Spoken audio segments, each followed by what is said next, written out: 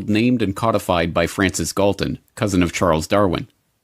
Ostensibly concerned with heredity and what would later be known as genetics, the eugenicists believed that the rich and powerful were rich and powerful not because of luck or chance or happenstance, and certainly not from the deployment of cutthroat business tactics and underhanded dealings. No, the rich and powerful had attained their status because they came from better stock. Conversely, the poor were poor because of their defective germplasm. As transparent as it seems to us today that this ideology was a self-serving self-justification for the ruling class, it was quickly taken up as the great social crusade of the early 20th century. From Teddy Roosevelt to H.G. Wells to Julian Huxley to Winston Churchill, there was widespread support for the eugenicist notion that society must strive to make sure that the rich and well-born breed as much as possible, and the poor, infirm, and feeble-minded be prevented from having children. A common eugenicist argument was that the scarce resources of society should not be used to support the lower classes, as that only encouraged more of their kind. Instead, life-saving medical care and intervention should be rationed so that those resources can be best put to use elsewhere. So-called negative eugenicists even took things further, with some, like famed playwright George Bernard Shaw, calling for people to be called before a state-appointed board to justify their existence or be put to death. But there are an extraordinary number of people whom I want to kill. Not in any unkind or personal spirit, but it must be evident to all of you, you must all know half a dozen people at least, who are no use in this world, who are more trouble than they are worth. And I think it would be a good thing to make everybody come before a properly appointed board, just as he might come before the income tax commissioners, and say every 5 years or every 7 years, just put him there and say, "Sir or Madam, now will you be kind enough to justify your existence?" This is still the same agenda. Scientific societies are as yet in their infancy. It is to be expected that advances in physiology and psychology will give governments much more control over individual mentality than they now have even in totalitarian countries. Fichte laid it down that education should aim at destroying free will, so that, after pupils have left school, they shall be incapable throughout the rest of their lives of thinking or acting otherwise than as their schoolmasters would have wished. For the heart of thinking, I'll repeat that. Scientific societies are as yet in their infancy. It is to be expected that advances in physiology and psychology will give governments much more control over individual mentality than they now have even in totalitarian countries. Fichte laid it down that education should aim at destroying free will, so that, after pupils have left school, they shall be incapable throughout the rest of their lives of thinking or acting otherwise than as their schoolmasters would have wished. Diet, injections, and injunctions will combine from a very early age to produce the sort of character and the sort of beliefs that the authorities consider desirable. And any serious criticism of the powers that be will become psychologically impossible.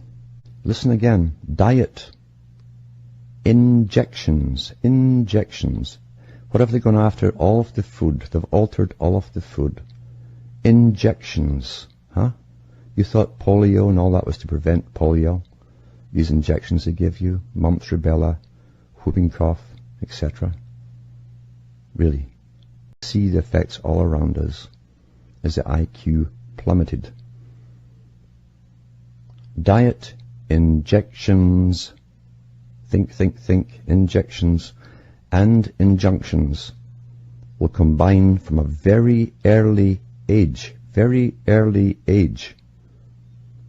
to produce the sort of character and the sort of beliefs that the authorities consider desirable, and any serious criticism of the powers that be will become psychologically impossible.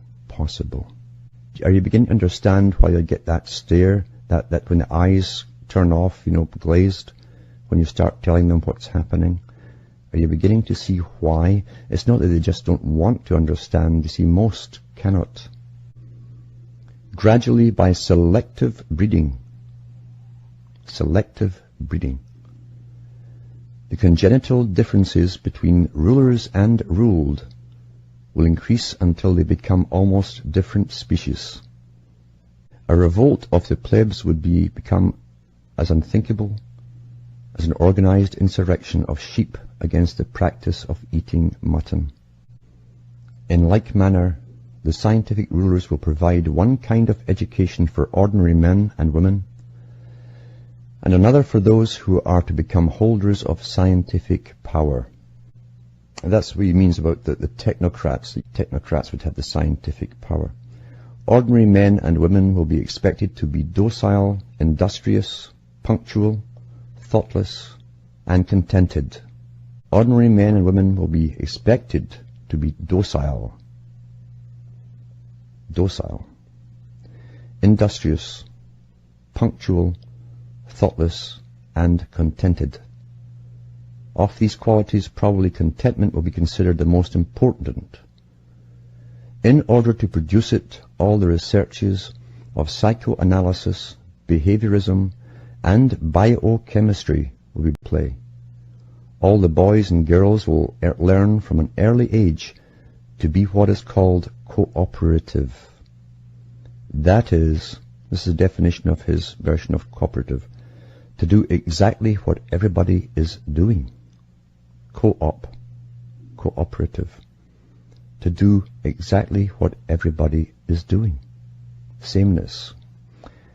Initiative will be discouraged in these children, and insubordination, without being punished, will be scientifically trained out of them.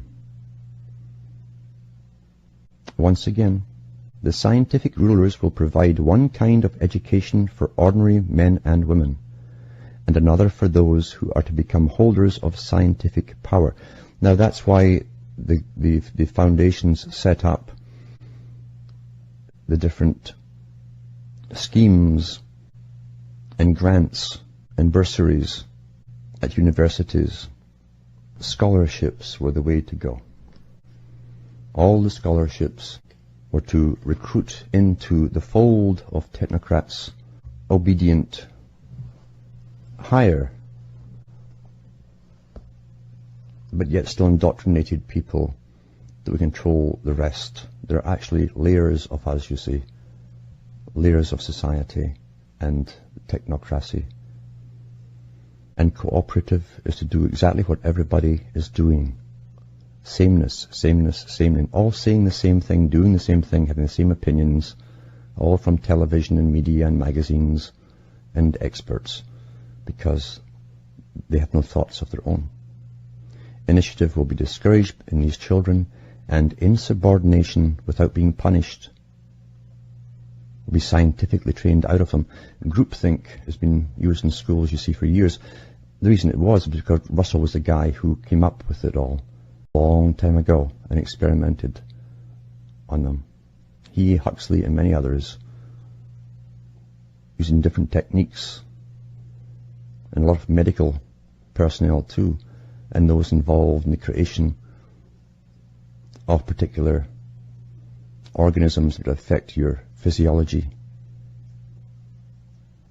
The Charles Galton Darwins, who suggested that we change the hormonal streams of male and female.